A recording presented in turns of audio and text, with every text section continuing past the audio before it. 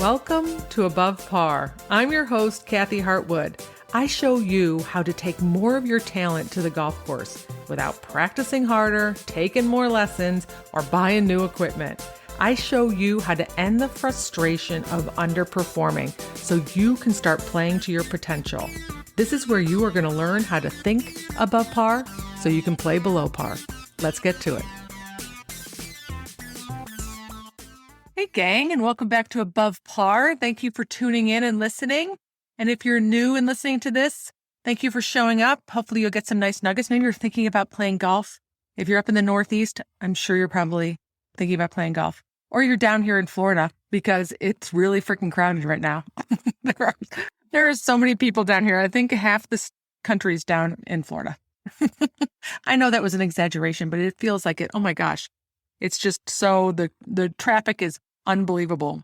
But I don't blame you. It's a beautiful place to be. And especially if you're a golfer, which is, Florida has so many golf courses. It's a nice place to come and get prepared for the upcoming season, get a little hit of some golf while you're down here and you can get out of golf course.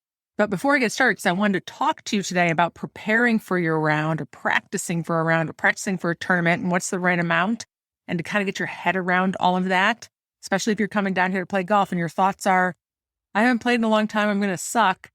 I'm going to talk about that today. But I wanted to give a shout out to a client. I'm not going to mention her name because, I love my clients. I really do. I'm so vested in them having an amazing experience. But it's so funny how I'm in the closet for a lot of them. They don't want to tell people that they're working with me or that I'm their secret weapon. So I have not gotten actual permission from her to mention her name. So I'm not going to, but she sent me a note that said, oh my God, we won. I've never won anything in my 11 years at this club. Was your eye twitching? You were counseling me all day. It's fascinating to witness my thoughts and the thoughts behind the thoughts and the body sensations. I'm pretty pleased at my redirection. Thank you. So she had an amazing time. She won a golf tournament, sent me out a note.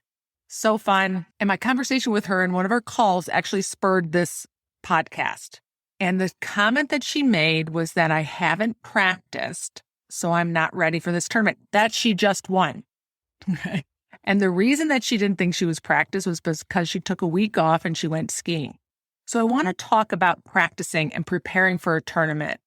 I want you to see your own BS thoughts, what your brain does, the stories that it tells you, and then the anxiety and the angst that it can create and the doubt that it can create from that. And this is the thing about practicing or preparing for a tournament, practicing before a tournament. There is no set amount. There is no required amount. There is no universal amount of practicing. It's 100% subjective. You get to decide that you've practiced enough, that you're prepared. And what happens is we want to practice as our way of preparing for our tournament. So if I'm not able to practice, therefore I'm not prepared. So we're going to go into that tournament feeling like we're not prepared because we haven't practiced on an amount that is totally random and subjective. Right? So I want to clean all that up with you. So the one thing is coming off of a break. You're coming off of winter break and maybe you're going to play in a tournament somewhere in Arizona or Florida. And your thought is, I haven't practiced all season. I haven't hit a golf ball since December. I haven't hit a golf ball since September. I'm not ready. I'm not prepared. And I want to tell you that none of that is true. Those are thoughts. When you think the thought, I'm not ready and I'm not prepared, how are you going to show up? You're going to create a lot of doubt and uncertainty when you play. And when you swing from a place of doubt or uncertainty, those are not your best swings. You might even go and overtry or overthink your swing. You might tighten up. You're not going to make your best swings. And the other thing that's going to happen is your brain is going to look for evidence that you're not prepared and you're not ready. So the minute you hit one shot, you're like, oh, I'm so rusty. Right? That's like the line. Oh, I'm so rusty. I don't have any touch. I don't have any feel. Right? When you head into the round thinking that already, your brain is going to start looking for evidence. Oh, there it is. There's the evidence. I'm not ready. And that round can go downhill very quickly. So before you go play, if you're taking a break from the winter and you're coming down to Florida or Arizona, you're going to play an event and you hear yourself saying, I'm not ready. I'm rusty. I haven't practiced. I'm going to suck. All of those thoughts, feel crappy. They produce a lot of doubt and anxiety. And you're going to produce those results. It's going to be a self-fulfilling prophecy. So that's the first scenario where you're coming off of a break and you're going to play for a while. This could be in the spring too. It doesn't have to be, you might not be going to a warmer climate to play golf. It could be the minute you start the season, if you're up in the Northeast or anywhere where it's cold. You start the season and those are your first thoughts coming out of the gate that I'm not ready, I'm rusty, all those things. You can notice those as well. So first thing I want you to notice those. I'm going to tell you at the end how to clean all this up. The second one is before a tournament and you didn't get an opportunity to play. So this was the client that I just mentioned. She took a week off to go play, to go skiing, and to her, she wasn't prepared. Meanwhile, keep in mind, she's been playing all winter long, but she took a week off to go skiing. So I haven't been practicing. And my question was, what's enough practice?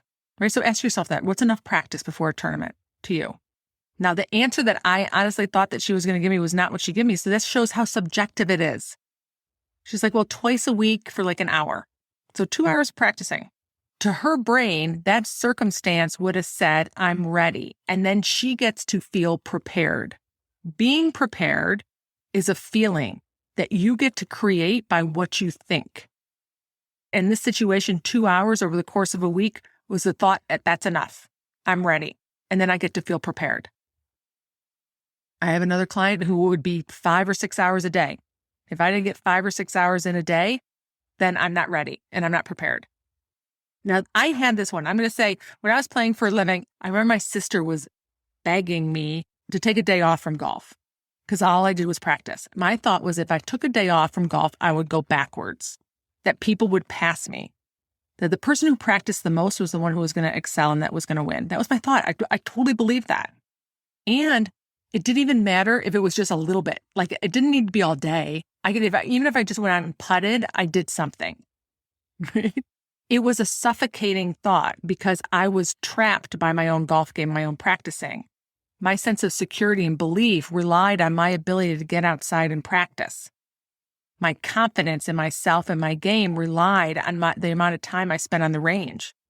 So if I had a streak of bad weather and I wasn't able to get out there and practice, I instantly felt a little uncertain about how I was going to perform. That's not a very empowering thought or feeling. So my sister begged me to go to the golf course or to the beach. She said, just come to the beach. She packed a cooler full of beer. And I was like, I don't lay out at the beach because I'm in the sun all day. It might to even out horrible tan lines, but I used to be in the sun all day. So I said, okay. And I packed up a basket of balls and my sand wedge. And this was in Miami Beach. Before Miami Beach was Miami Beach, right? Those condos used to be empty before they rebuilt everything. I went back along the side of the condos and I hit a basket of bunker shots, sand shots, before I would go sit down with her and lay in the sun.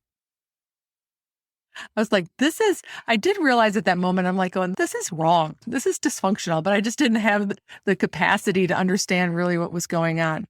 But we can do this before a tournament when we don't feel like we've gotten in enough practice, but it's totally subjective. You get to decide. You get to decide how much is enough and how much you get to feel prepared. When I do X, Y, and Z, I get to feel that is enough. And then I get that feeling of being prepared.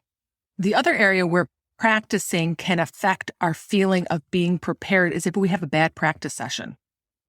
Right, so you go out and practice, and while you're putting in the time out there, you don't hit very many good golf shots. And then what do you make that mean? Do you make that mean that you're not prepared? That you're getting worse? That you've gone backwards? Do you practice more? What if having a bad practice session was totally neutral? It meant nothing.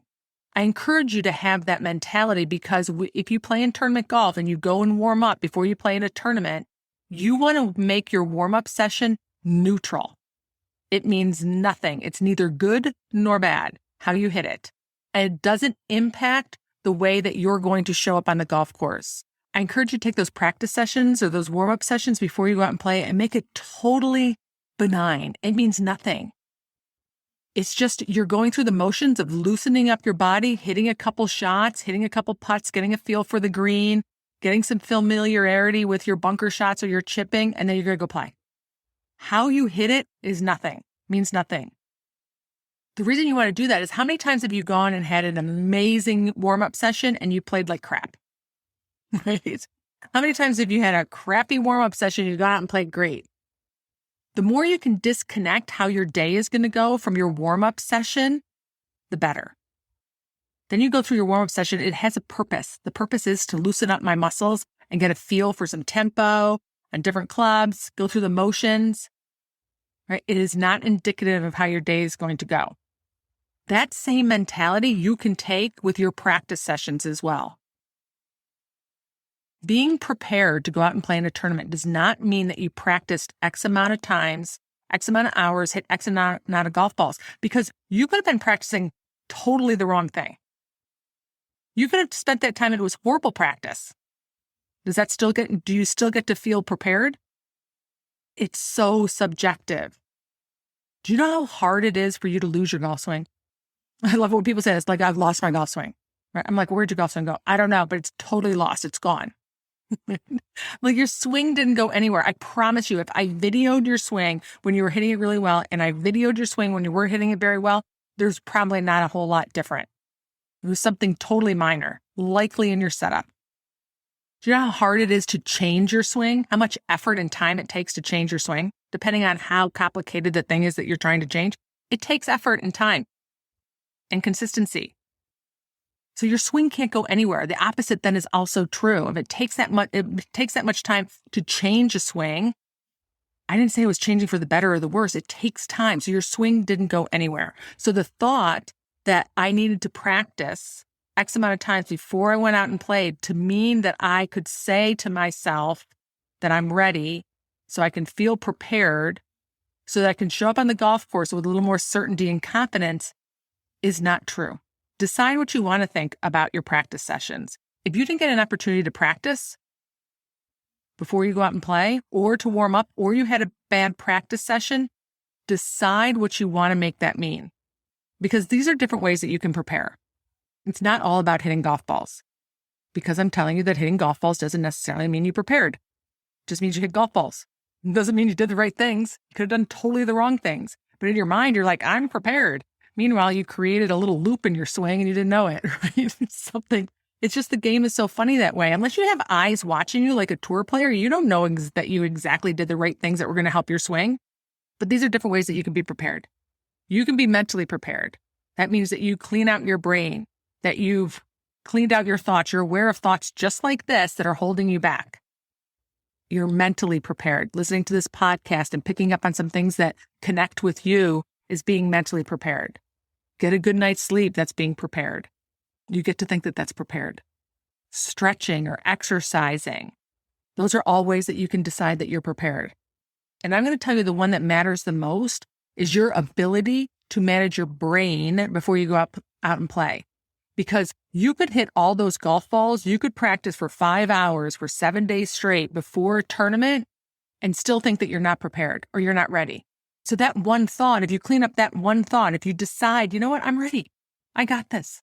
My game didn't go anywhere. This is going to be amazing and this is going to be fun. You're going to play so much better than the person who practiced for 5 days and is going out there going, you know what, I think I'm going to practice more. Or there's something wrong with my swing. I don't feel ready. You're going to beat that person with less practice because you manage your mind. So you can be mentally prepared. That is the most important one. Decide what you want to think about the amount of practice that you put in before you go play in a tournament or before you start from a long break or after you've had a bad practice session, right? You've gone out and practiced, you're not hitting it very good. And then you're making that mean there's something wrong with my swing. I'm not going to play well today, right? You bet you're not going to play well today with that thought. Your brain is going to go out there and look for all the evidence of it unless you clean that up. And that is how you prepare. So this is something you can do if you're going to come down to the South and play before your season hits. Decide before your next tournament or after you have a bad practice session, how are you going to define being prepared for you? Because being prepared is a feeling that comes from a thought based on what you decided that you did, that you got to determine that as being enough. I have one client who thinks it's 6 hours a day for 7 days a week. I have another client who thinks it's 2 hours over the course of the week. They both get to feel prepared. The only problem with that is if that doesn't happen, if you don't get in those 5 hours or those 2 hours or whatever it is, then are you going to also feel unprepared? Are you going to show up and play with the feeling of not being ready? And I'm encouraging you to be prepared with a thought so that you can feel prepared. That's how you are prepared. Being mentally prepared is so much more powerful than any number of golf balls that you hit before a tournament or event. You just decide you're ready and go out and let your brain search for evidence of that. All right, my friends, if you need help managing your mind and cleaning up all these thoughts, I encourage you to connect with me on a call. You can get the information at kathyhartwood.com. I'd love to help you out. Have an amazing week, and I'll talk to you next Wednesday.